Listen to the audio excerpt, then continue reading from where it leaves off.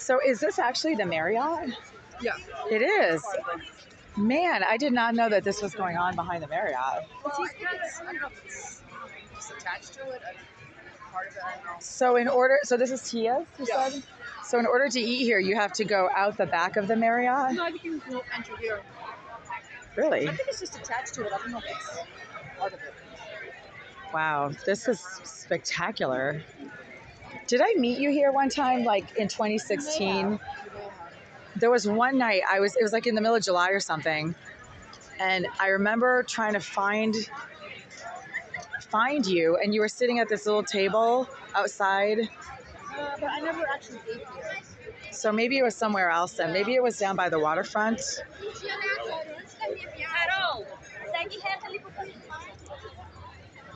Well, this is spectacular. I just love this. This is just beautiful. Thanks for letting me film it real quick.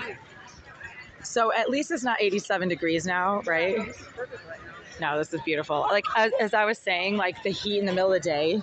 Yeah, no, I know it's a lot for people. I never liked the heat, even in California. I didn't know that. Okay. Even when I was living in San Diego, it was just like, because literally, like I was raised in a very cold climate. Chicago is freezing. Yeah. And in the 70s, when we lived in Chicago, because we moved in 82, we had all these blizzards, right? So as a little kid, you're like, oh, snow is great. You're used to the cold. And, obviously, like we had a heating system, but the apartment was probably cold a lot. And when you're in school, you play outside on the playground in freezing cold temperatures, right? So cold was what I was used to. And then we moved to San Diego, and then we've got like this massive heat all the time. And I couldn't stand it. I didn't like it. Everything was hot and dusty and dry. And you always felt like you were in an oven and you were baking, and just a lot of dust and everything. So I didn't like the San Diego climate. Yeah. Well, and you just want a change of seasons, and I always loved it when the colder weather came.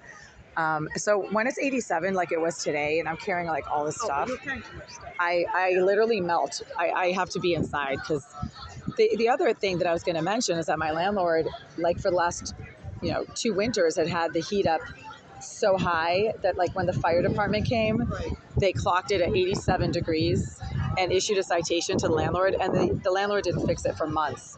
So for months and months, I was literally getting cooked in my apartment. Wow. And I think that now I'm just like so sensitive to any kind of heat. I'm like, oh my God, no. No, in the winter, like when you have to have heat, and a lot of landlords control the heat, like you don't control the heat. I have no thermostat in my apartment, and the landlord is literally cranking the heat up in my apartment.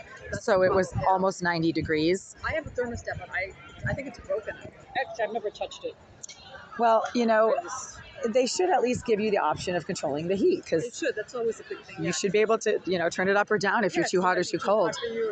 But when they're in charge of it and they keep it at like 87 degrees, that is so unhealthy. It's like a massive health code violation. I was complaining that it's too cold. Well, so they just, Well, 87 is when you're like baking to death, really. So now I can't deal with heat. It's like a PTSD thing. Boston, you go places and they crank the heat up so high. Yeah. And then in the summer they put the air conditioning on, so cold that you can't. Yeah, definitely. So it's just a waste. But the landlord, if it goes anytime over any temperature over 80 degrees, it's a code violation. Okay. Because human beings can't deal with temperatures that are over like 80 degrees.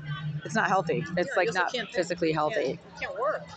Exactly. Yeah, you're just too hot. So now I can't deal with the heat. I'm just so sensitive to it. So that's why when I see 87 degrees on the weather report, I'm just like, oh. That was okay. Well, that's good. So I don't know. Oh, look, the water tower. And now my camera's not focusing. What a pretty sight, though. I took pictures before, thinking that I took a picture. Yeah. And later, it was just did not focus at all. And I'm like, wait a second. So now I check all my pictures. Retake it. Yeah, take it several times. You take it home and then you look and you're like, okay, that's not a picture. That's the ground. I took a picture of the ground. Yeah. I didn't realize I was taking a picture of the ground. No, you have to make sure that, it's been taken. You just assume it's focusing, but it's not. Nope. So I had to get a new phone, and I'm still getting used to it. I kind of noticed that your emails now have like the signature of T-Mobile something. Yeah, I got the Samsung A15. Oh wow! It's like she said it's the latest model. Not that I wanted the latest model. I said I want the cheapest.